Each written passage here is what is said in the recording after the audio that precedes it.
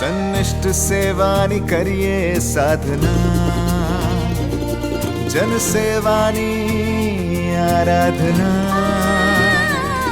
સન્નિષ્ઠ સેવાની કરીએ સાધના, જન સેવાની આરાધના.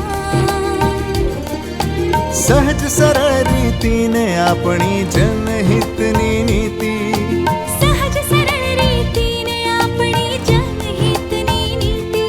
સાથે મળીને લખીએ આપણે જય ગાથા ગુજરાતની, યશ ગાથા ગુજરાતની, જય ગાથા ગુજરાતની, યશ ગાથા ગુજરાતની. નમસ્કાર દર્શક મિત્રો, જ્યાં સપનાઓ સાકાર, પ્રયાસો સફળ અને સંકલ્પો સિદ્ધ થાય છે તેવી ધન્ય ધરા આપણા ગુજરાતની. દેશના અમૃતકાળમાં દરેક ક્ષેત્રે પોતાની સહભાગિતા આપતું આપણું રાજ્ય ગુજરાત મુખ્યમંત્રી શ્રી ભૂપેન્દ્રભાઈ પટેલના નેતૃત્વમાં વિકાસના નવા અધ્યાયો લખી રહ્યું છે. આવનારા સમયમાં ગુજરાત પ્રગતિના નવા સીમાંકનો સર કરતું રહે તેવી અભ્યર્થના સાથે શરૂ કરીએ આપણો આ લોકપ્રિય કાર્યક્રમ યશગાથા ગુજરાતની.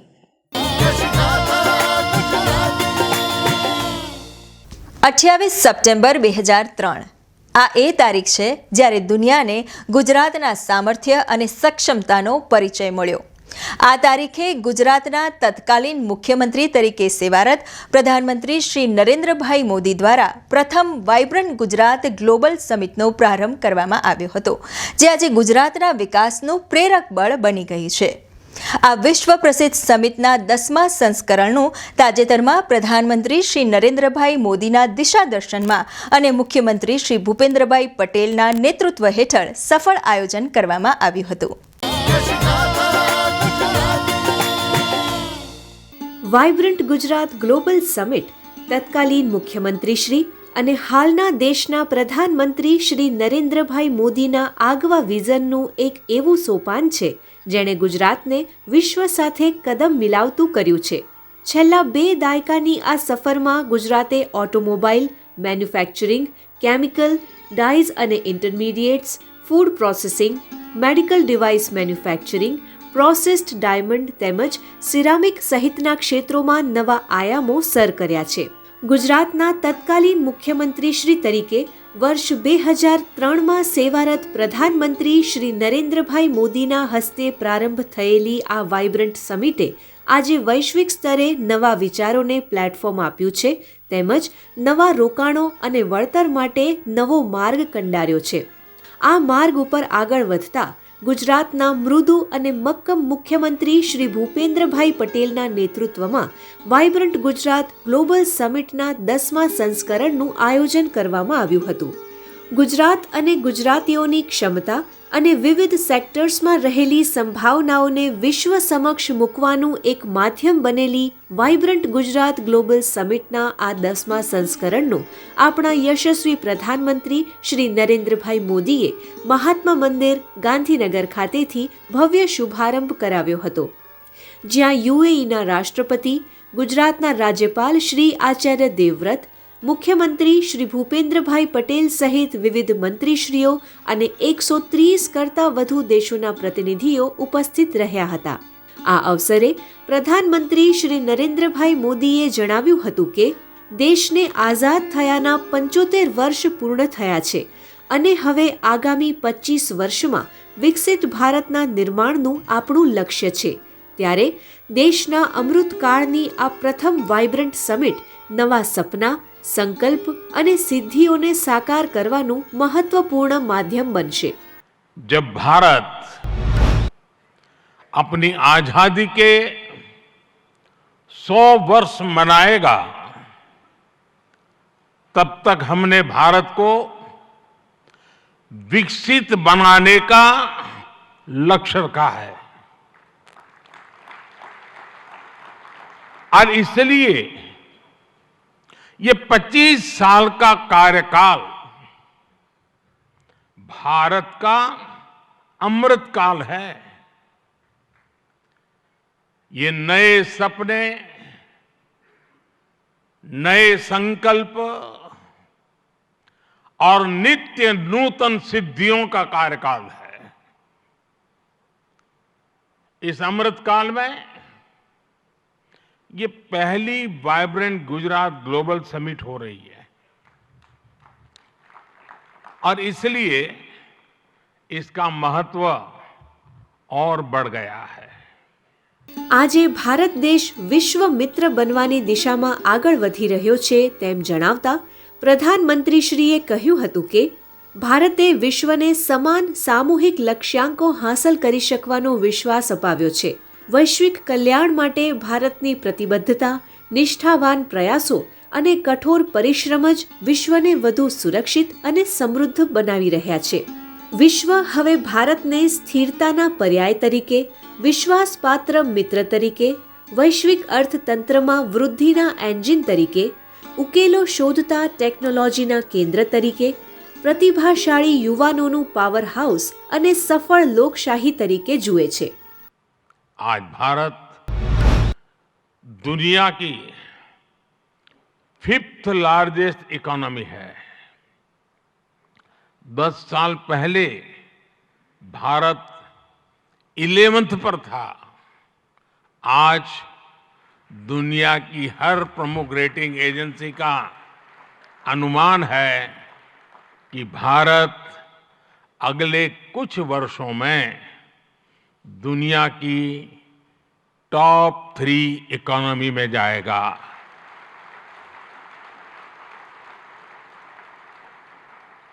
दुनिया के लोग जो एनालिसिस करना है करते रहे, मेरी गारंटी है कि हो जाएगा। પ્રધાનમંત્રી શ્રી નરેન્દ્રભાઈ મોદીએ કહ્યું હતું કે અનેક અનિશ્ચિતતાઓથી ઘેરાયેલા વિશ્વ માટે ભારત દેશ એક નવી આશા બની રહ્યો છે। સ્થાયી ઉદ્યોગો, ઉત્પાદન અને માળખાગત સુવિધા, નવા યુગના કૌશલ્યો, અદ્યતન ટેકનોલોજીથી સજ્જતા, ઇનોવેશન, ગ્રીન હાઇડ્રોજન, પુનઃપ્રાપ્ય ઉર્જા અને સેમિકન્ડક્ટર્સ જેવા ક્ષેત્રોમાં ભારતમાં અનેક તકો રહેલી છે। મુખ્યમંત્રી શ્રી ભૂપેન્દ્રભાઈ પટેલે કહ્યું હતું કે ભારતના અમૃતકાળની આ પ્રથમ વાઇબ્રન્ટ ગુજરાત ગ્લોબલ સમિટ આપણા અમૃત ભવિષ્યનો રોડ મેપ તૈયાર કરશે। પ્રધાનમંત્રી શ્રી નરેન્દ્રભાઈ મોદી વાઇબ્રન્ટ સમિટના પાયોનિયર અને આર્કિટેક્ટ છે અને તેમણે આ વાઇબ્રન્ટ સમિટને બિઝનેસ બ્રાન્ડિંગની સાથે બોન્ડિંગની પણ સમિટ બનાવી છે। આ વાતને વાઇબ્રન્ટ ગુજરાત ગ્લોબલ સમિટ 2024માં વિશ્વભરના રાષ્ટ્ર અધ્યક્ષો અને ઉદ્યોગકારોની વિશાળ ઉપસ્થિતિએ પુરવાર કરી છે। गुजरात ने विश्व व्यापार, वाणिज्य एवं औद्योगिक क्षेत्र में प्रमुख स्थान हासिल किया है। यह आदरणीय श्री नरेंद्र भाई मोदी के दूरंदेशी तथा कुशल नेतृत्व का ही परिणाम है। 21वीं सदी की शुरुआत में कई चुनौतियों से घिरे गुजरात को तत्कालीन मुख्यमंत्री श्री नरेंद्र भाई मोदी ने वाइब्रेंट समिट के माध्यम से आशा की नई किरण दिखाई थी। 2003 में वाइब्रेंट गुजरात जैसे ये विजनरी इवेंट का प्रारंभ करते हुए आदरणीय श्री नरेंद्र भाई ने कहा था, Gujarat can and Gujarat is will. आज यह समिट 2 दशक की असीम सफलता से पूरे विश्व के लिए नॉलेज शेयरिंग तथा नेटवर्किंग का सम्मानित मंच बन गया है। મુખ્યમંત્રીશ્રીએ જણાવ્યું હતું કે પ્રધાનમંત્રી શ્રી નરેન્દ્રભાઈ મોદીએ દરેક વાઇબ્રન્ટ સમિટમાં ગુજરાતના વર્લ્ડ ક્લાસ ડેવલપમેન્ટનું વિઝન અને નવા ઇનિશિયેટિવ્સની પ્રેરણા પૂરી પાડી છે। તેમની આ પ્રેરણાને પરિણામે જ ગુજરાત આજે રોકાણ માટેનું શ્રેષ્ઠ સ્થાન અને દેશનું ગ્રોથ એન્જિન બન્યું છે। વાઇબ્રન્ટ ગુજરાત ગ્લોબલ સમિટના 10મા સંસ્કરણમાં પ્રધાનમંત્રી શ્રી નરેન્દ્રભાઈ મોદીના વિઝનરી એપ્રોચની પ્રશંસા કરતા ઉપસ્થિત ગ્લોબલ બિઝનેસ લીડર્સે પોતાના મંતવ્યો રજૂ કર્યા હતા। આર્સેલર મિત્તલના ચેરમેન શ્રી લક્ષ્મી મિત્તલે જણાવ્યું હતું કે ગુજરાત વર્ષોથી પોલિસી ડ્રીવન રાજ્ય રહ્યું છે અને પરિણામે ગુજરાત ભારતના વિકાસમાં પણ મહત્વપૂર્ણ યોગદાન આપી રહ્યું છે। વડાપ્રધાન શ્રી નરેન્દ્રભાઈ મોદીના આઈડિયા અને ઇમેજિનેશનથી શરૂ થયેલી આ વાઇબ્રન્ટ સમિટ આજે વૈશ્વિક સમિટ બની છે। गुजरात ने आज से 4 साल पहले आर्सलरमित्तल निपन स्टील इंडिया का स्वागत किया था। वो 2021 में प्रधानमंत्री जी ने और मुख्यमंत्री ने हमारे हजीरा एक्सपेंशन प्रोजेक्ट की भूमि पूजन की थी।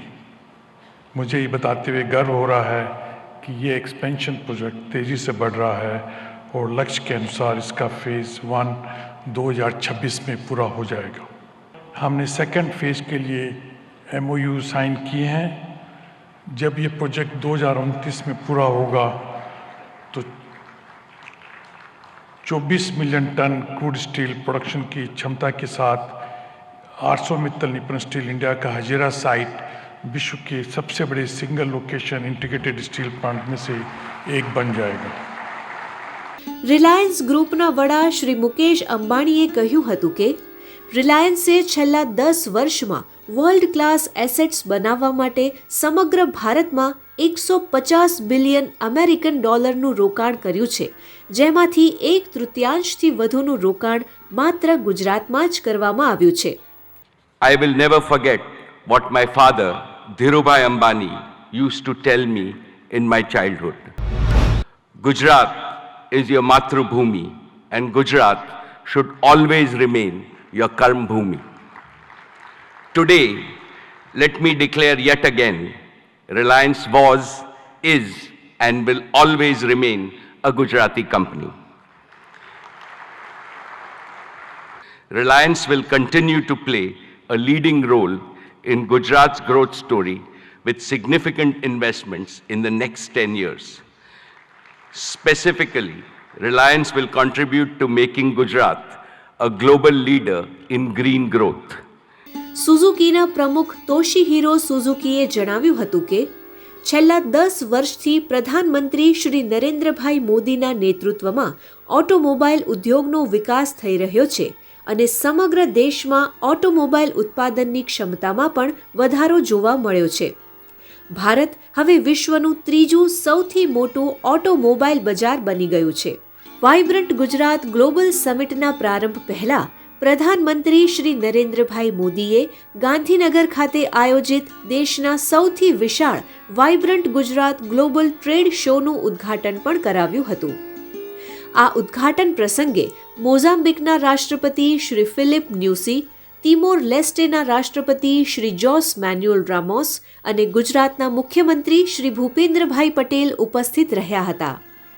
10મા વાઇબ્રન્ટ ગુજરાત ગ્લોબલ સમિટ 2024 અંતર્ગત આયોજિત આ ગ્લોબલ ટ્રેડ શોમાં કુલ 20 દેશોએ પોતાના ઉદ્યોગોની માહિતી પ્રદર્શિત કરી હતી. આ ટ્રેડ શોમાં વિઝિટિંગ તરીકે 100 દેશો જ્યારે પાર્ટનર તરીકે 34 દેશો સહભાગી થયા હતા. આ અવસરે ગુજરાત વિધાનસભાના અધ્યક્ષ શ્રી શંકરભાઈ ચૌધરી, રાજ્ય મંત્રીમંડળના સભ્યશ્રીઓ, વિવિધ ધારાસભ્યશ્રીઓ સહિત મુખ્ય સચિવ શ્રી રાજકુમાર અને દેશ વિદેશના અગ્રણી ઉદ્યોગપતિઓ ઉપસ્થિત રહ્યા હતા.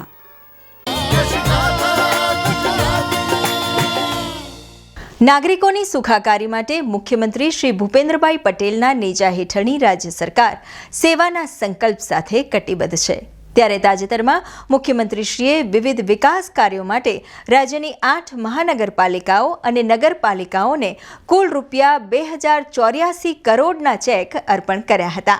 શહેરો, ગ્રામીણ વિસ્તારો તેમજ નાના નગરોના આયોજનપૂર્વક અને ભવિષ્યની જરૂરિયાતોને ધ્યાનમાં રાખીને વિકાસનું આગવું વિઝન પ્રધાનમંત્રી શ્રી નરેન્દ્રભાઈ મોદીની વિઝનરી લીડરશિપમાં વિકસ્યું છે.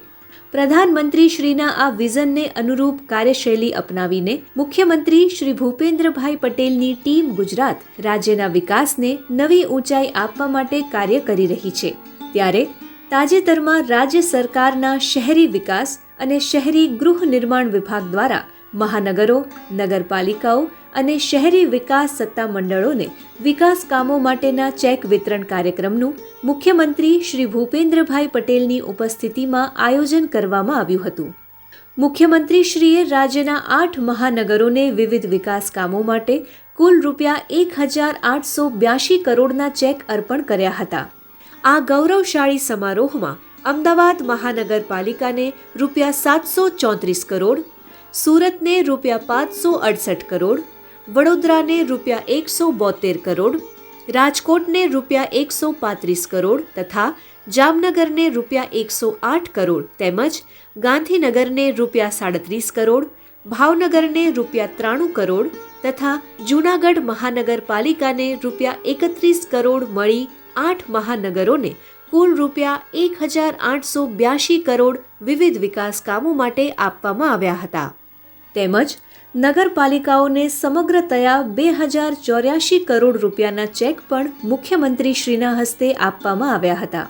સામાન્ય માનવીના જીવનમાં પરિવર્તનનું મોટું કામ પ્રધાનમંત્રી શ્રી નરેન્દ્રભાઈ મોદીના દિશાદર્શનમાં ઇન્ફ્રાસ્ટ્રક્ચર ડેવલપમેન્ટ અને નાગરિક સુખ સુવિધાના કામોથી થયું છે તેમ જણાવતા મુખ્યમંત્રી શ્રી ભૂપેન્દ્રભાઈ પટેલે કહ્યું હતું કે પાછલા દશકનો ગ્રોથ રેટ એવરેજ 10%થી વધુ રહ્યો છે અને સાથે જ આત્મનિર્ભરતા તરફ આગળ વધીને આપણા શહેરો અને ગામોએ મેક ઇન ઇન્ડિયાનો સંકલ્પ સાકાર કર્યો છે.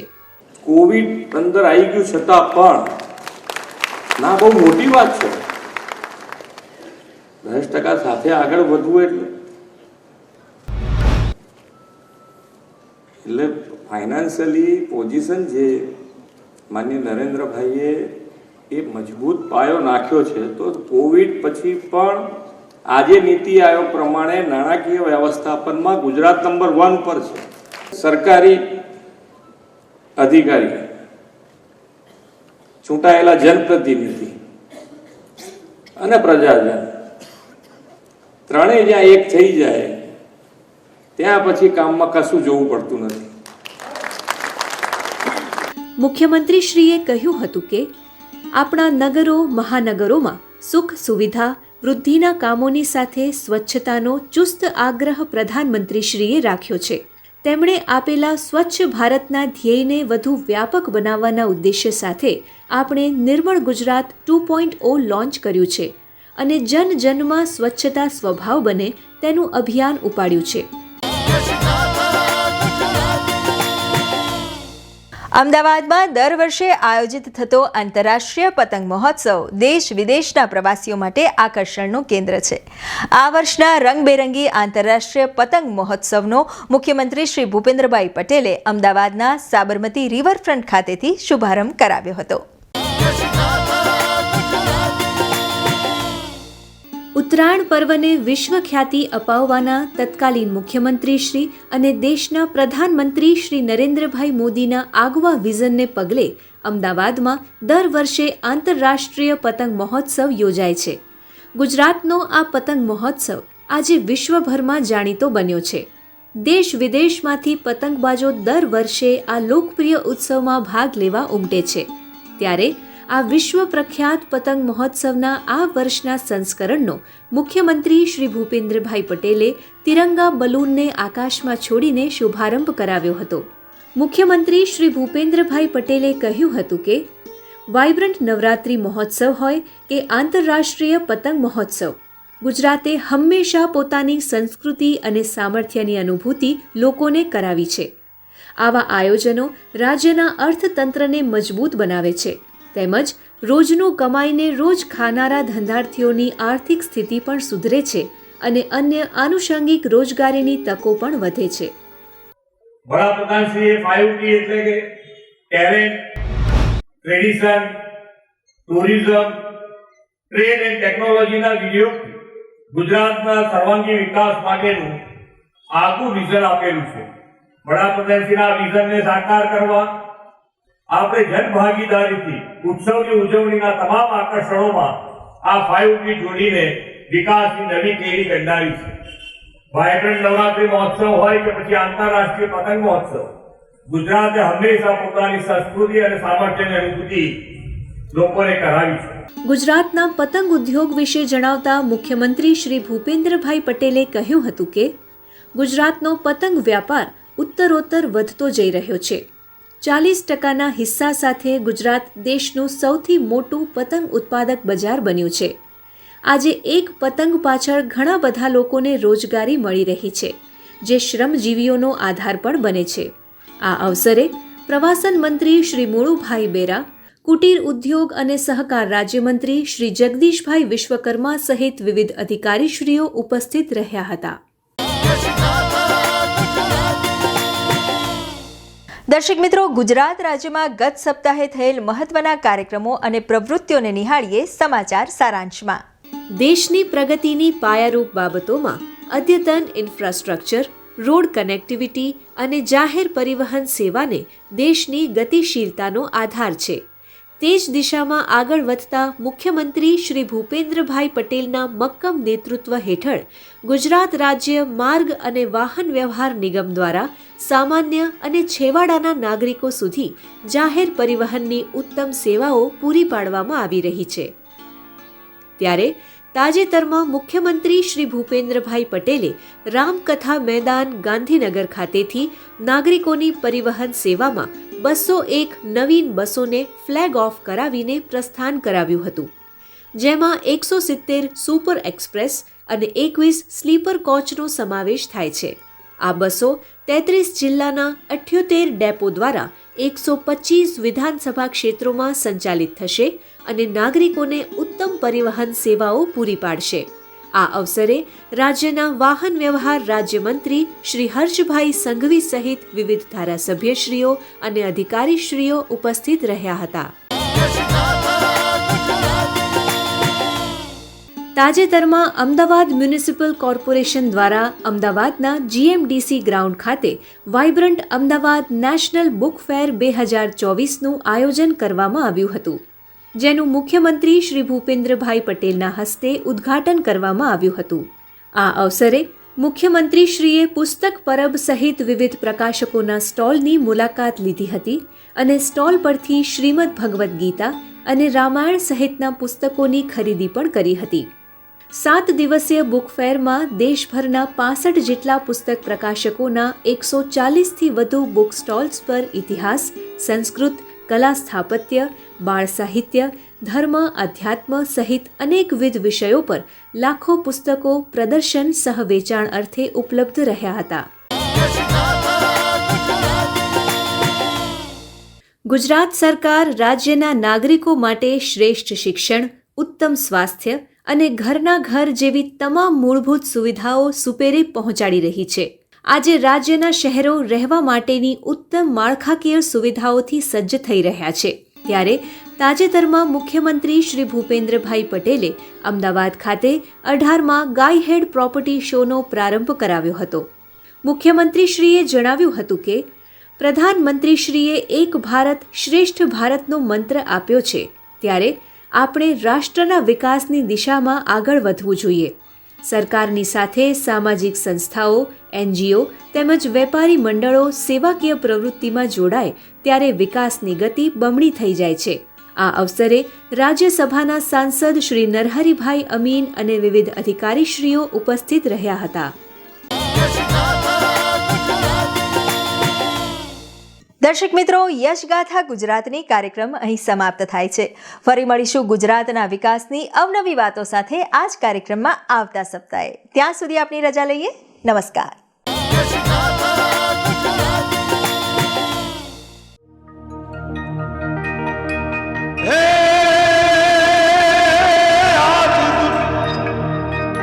ગુજરાતની સ્વર્ણ ભૂમિ પર ઉગ્યું સ્વર્ણ પ્રભાત. જય ગુજરાત, જય ગુજરાત, જય ગરવી ગુજરાત, દીપે અરુણું પ્રભાત.